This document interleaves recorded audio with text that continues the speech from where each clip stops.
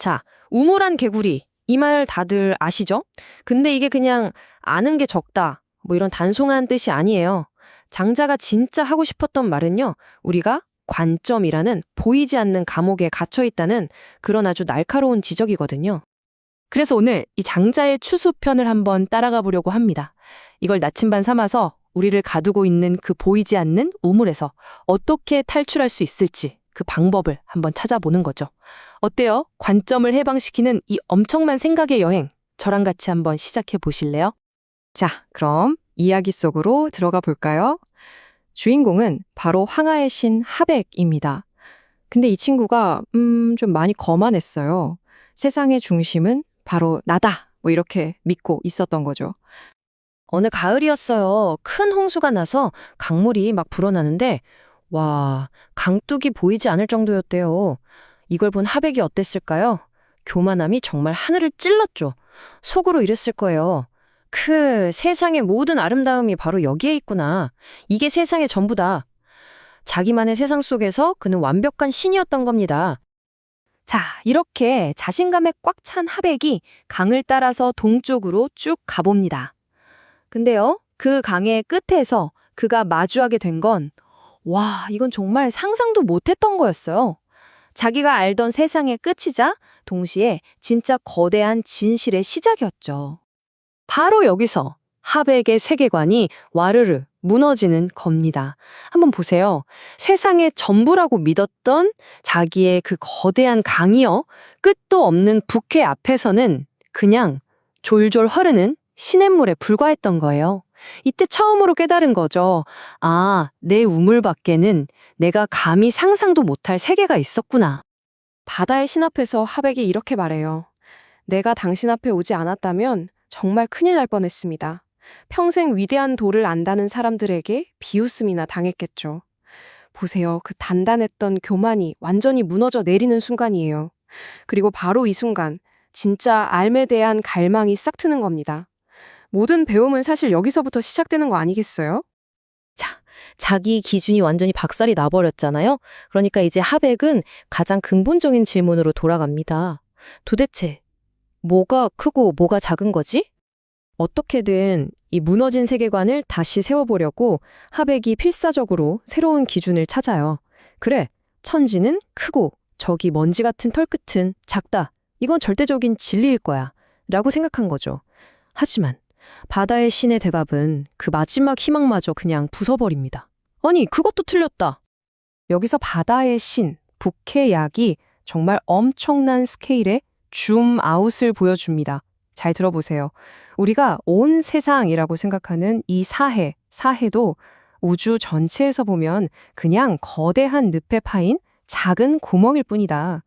우리가 사는 이 중국 땅은 거대한 창고에 있는 좁쌀 한 톨에 불과하다. 그럼 우리 인간은 그저 말 한 마리 몸에 붙어있는 털 하나와 같다. 와, 진짜 머리가 어질어질해지는 관점의 전환이죠. 이게 바로 장자 철학의 핵심 개념 중 하나인 차수라는 겁니다. 간단히 말해서 절대적으로 크거나 작은 건 없다는 뜻이에요. 생각해보세요. 현미경으로 보면 털끝 하나가 거대한 산맥처럼 보이고 우주에서 보면 이 거대한 지구가 그냥 작은 구슬처럼 보이잖아요. 핵심은 이거예요. 우리가 그토록 붙들고 있던 기준이라는 것 자체가 사실은 환상일 수 있다는 거죠. 자, 크다, 작다는 기준이 무너졌어요. 그러니까 하백이 한 단계 더 깊이 들어갑니다. 이번엔 우리가 세상을 판단하는 또 다른 기준, 바로 가치에 대해 질문을 던지기 시작해요. 이건 정말 더 깊은 질문이죠. 무엇이 귀하고 무엇이 천한가, 작고 큼의 경계는 대체 어디에 있는가? 생각해보면 우리도 매일 이러잖아요. 이건 좋은 거, 저건 나쁜 거, 이건 귀하고 저건 천한 거. 근데 그 판단의 기준, 대체 어디서 온 걸까요? 북해학의 대답이 또 기가 막힙니다. 비유를 드는데요. 큰 대들보, 성벽 부술 땐 최고지. 근데 작은 구멍 하나 못 막아. 천리마? 하루에 천리를 달리지만 쥐 잡는 데는 고양이보다 못하지. 이 비유들이 뭘 말하는 걸까요? 너무 명확하죠. 가치라는 건 원래부터 거기에 있는 게 아니라는 거예요. 그냥 상황에 따라 우리가 붙이는 이름표일 뿐이라는 거죠. 이것이 바로 장자 철학의 또 다른 핵심, 물무귀천입니다. 풀이하면 만물에는 귀하고 천함이 없다는 뜻이에요.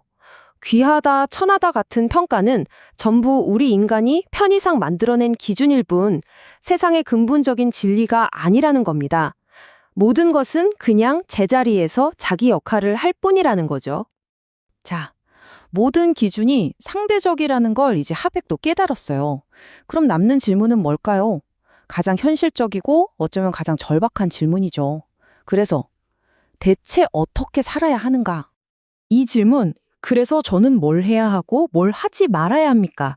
이거 정말 우리 모두가 인생의 갈림길에서 한 번쯤은 던져봤을 질문 아닌가요? 알겠는데 그래서 어쩌라고 하는 거죠. 이제 복잡한 철학은 됐고 당장 써먹을 수 있는 명확한 삶의 지침을 달라는 겁니다. 근데 부캐학의 대답이 정말 충격적일 만큼 단순해요. 어차피 저것들은 장차 스스로 그렇게 될 뿐이다. 이게 무슨 운명론이나 포기하라는 말이 절대 아니에요.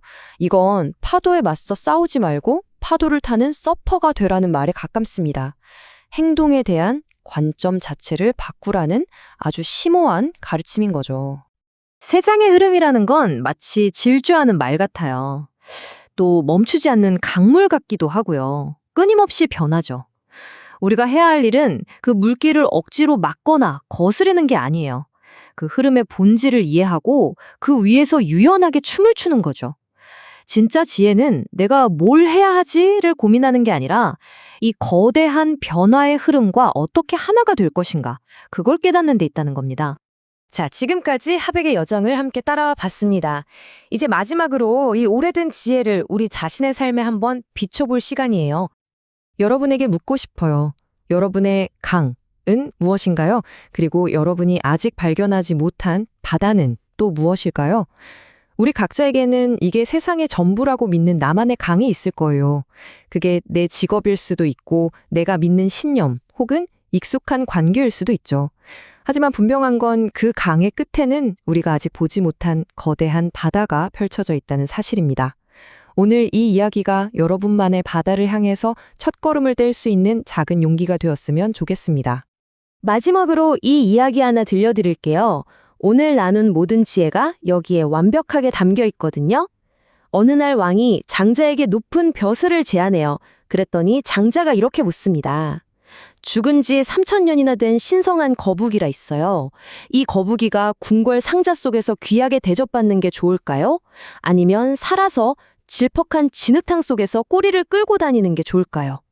신하들이 당연히 살아서 진흙탕에 있는 게 낫죠? 라고 대답합니다. 그러자 장자가 말하죠. 돌아가시오. 나도 진흙탕 속에서 내 꼬리를 끌면 살겠소. 장자는 세상이 귀하다고 말하는 죽은 명예 대신 살아 숨쉬는 진흙탕 속의 삶을 택한 겁니다. 여러분은? 기꺼이 여러분의 꼬리를 끌고 싶은 여러분만의 진짜 진흙탕이 어디라고 생각하세요? 이 질문을 마지막으로 남기면서 오늘 이야기 마치겠습니다.